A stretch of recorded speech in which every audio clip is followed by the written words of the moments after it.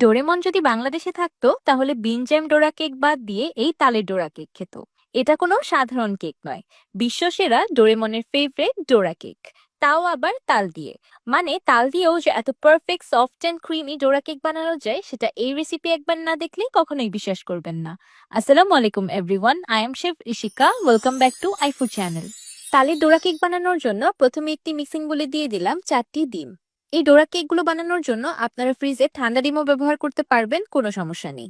এবার ডিমে দিয়ে দিচ্ছি হাফ কাপ চিনি, 2 টেবিল চামচ মধু আর 3 টেবিল চামচ তালের পিউরি। এবার একটি উইক্সের সাহায্যে সবকিছু একসাথে খুব ভালোভাবে মিশিয়ে নিব। ডোরা কেকসে আমার মধুর ফ্লেভার খুব ভালো লাগে, তাই আমি মধু ব্যবহার করেছি। আপনারা ইচ্ছে করলে এটাকে স্কিপ করতে পারেন। আর যারা চিনি খান না তারা চিনি বাদ দিয়ে শুধু মধু দিয়েও ডোরা কেকগুলো বানিয়ে নিতে পারেন। এবার একটি চালের সাহায্যে চেলে শুকনো উপকরণগুলো অ্যাড করে দিব। দিয়ে দিলাম 1 কাপ প্লাস 1/3 কাপ ময়দা আর 2 চা চামচ বেকিং পাউডার। এবার শুকনো উপকরণগুলো চেলে অ্যাড করে দিব। আপনারা ইচ্ছে করলে আমার রেসিপিটাকে হাফ করে 2টি ডিমেরও ডোরা কেক বানিয়ে নিতে পারেন। ফ্লেভারের জন্য দিয়ে দিলাম 1 চা চামচ ভ্যানিলা পাউডার। এখানে ভ্যানিলা পাউডারের পরিবর্তে এসেন্সও ব্যবহার করা যাবে। এবার উইক্সের সাহায্যে আবারও সবকিছু একসাথে খুব ভালোভাবে মিশিয়ে নিব। এই পর্যায়ে আমার কাছে ব্যাটারটা একটু ঘন মনে হয়েছে, তাই দিয়ে দিলাম 4 টেবিল চামচ পানি। অ্যাট লাস্ট ব্যাটারের কনসিস্টেন্সিটা ঠিক এমন হবে। একটা সুন্দর কালার আনার জন্য দিয়ে দিলাম 1 ফোঁটা ইয়েলো ফুড কালার। এটা টোটালি অপশনাল, ইচ্ছে করলে স্কিপ করতে পারেন। অ্যাট লাস্ট ব্যাটারের কনসিস্টেন্সিটা ঠিক এমন হবে, না খুব বেশি ঘন না খুব বেশি পাতলা।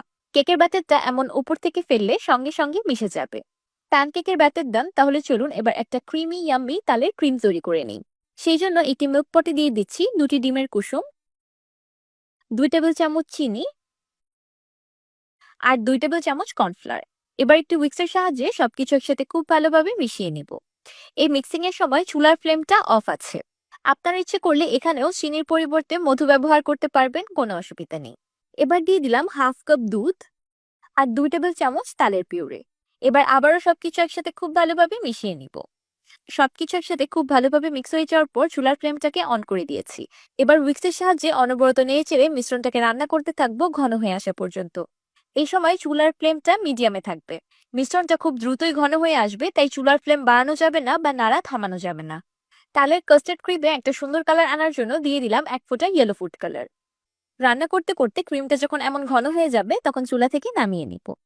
প্যানকেকগুলো তৈরি করার জন্য আমি একটি ফ্রাইং প্যান চুলার একদম লো আঁচে বসিয়ে দিয়েছি। এবার অল্প একটু প্যানকেকের ব্যাটার ফ্রাইং প্যানে দিয়ে ফ্রাইং প্যানের মুখটাকে ঢেকে দিব। 1 মিনিটের মধ্যেই প্যানকেকটা কুক হয়ে যাবে। আমি আপনাদেরকে প্যানকেকের নিচের পাশটা দেখিয়ে দিচ্ছি যে কত সুন্দর একটা কালার এসেছে, মাশাআল্লাহ। আমি একইভাবে সবগুলো প্যানকেক তৈরি করে নিচ্ছি। আমার রেসিপিটি হুবহু ফলো করলে প্রথম চেষ্টায় একদম পারফেক্ট প্যানকেক হতেই হবে। অনেকেই প্যানকেক বানালে এত সুন্দর ইভেনলি পারফেক্ট কালার আসে না বা ভিতর থেকে জালিদার হয় না, কিন্তু আমার এই প্যানকেকের রেসিপিটা এতটাই পারফেক্ট যে প্রথম চেষ্টাতে পারফেক্ট প্যানকেক হতেই হবে। প্যানকেকগুলো অবশ্যই গরম থাকা অবস্থায় ক্রিম দিয়ে ফিল করে নিতে হবে। একবার ঠান্ডা হয়ে গেলে পরবর্তীতে প্যানকেকগুলো আর সুন্দর মতো সিল হবে না। আমি 2টি করে প্যানকেক বানিয়ে ক্রিম দিয়ে ফিল করে নিয়েছি। আমি একটি প্যানকেকের মাঝখানে অল্প একটু ক্রিম দিয়ে দিলাম। এবার উপর থেকে আরেকটি প্যানকেক দিয়ে আঙুলের সাহায্যে চেপে চেপে মুখটাকে সিল করে দিব। তৈরি হয়ে গেল একটি তালের ক্রিম ফিল্ড ডোরা কেক। আমি একইভাবে সবগুলো ডোরা কেক তৈরি করে নিয়েছি। এখন